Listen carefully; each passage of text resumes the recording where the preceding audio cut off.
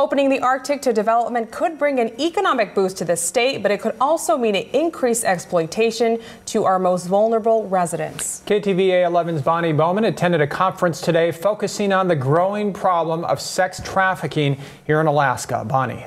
Yeah, Joe and Alexis, it's a largely hidden problem, but experts say it's happening in every community in Alaska. And if large-scale projects start popping up in the north, sex trafficking will follow, and the communities are not ready to stop it or help the victims.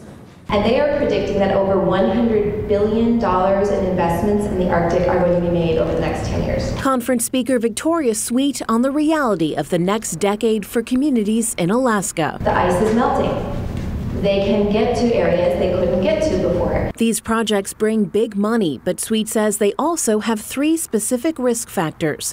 1, does the project require an influx of mostly male workers? 2, is it happening in a rural setting? And 3, is it happening near a population of marginalized people? If so, human trafficking is likely to follow. Rural locations don't generally have the money to hire and train enough police officers to adequately deal with the rising crime rates that come with the rising boom of population that they face. The Alaska Institute for Justice hosted the conference. Director Robin Bronin says the high rate of sexual assault and domestic violence in rural Alaska means there are many girls and women vulnerable to being trafficked. Each village is unique and requires a unique response and services that meet their needs as they define them. The goal of the conference is to identify where more resources are needed to stop traffickers and help victims. Sweet says Native villagers need to take an active role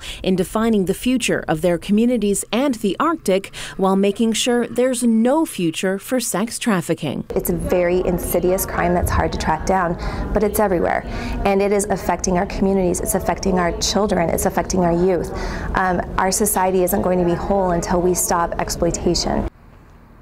Sweet says other ways to stop sex trafficking from following development in the Arctic is to put pressure on the companies to be proactive when it comes to human rights. She says village leaders like teachers, nurses, and law enforcement also need more training to recognize the signs of trafficking and know what to do when they see it.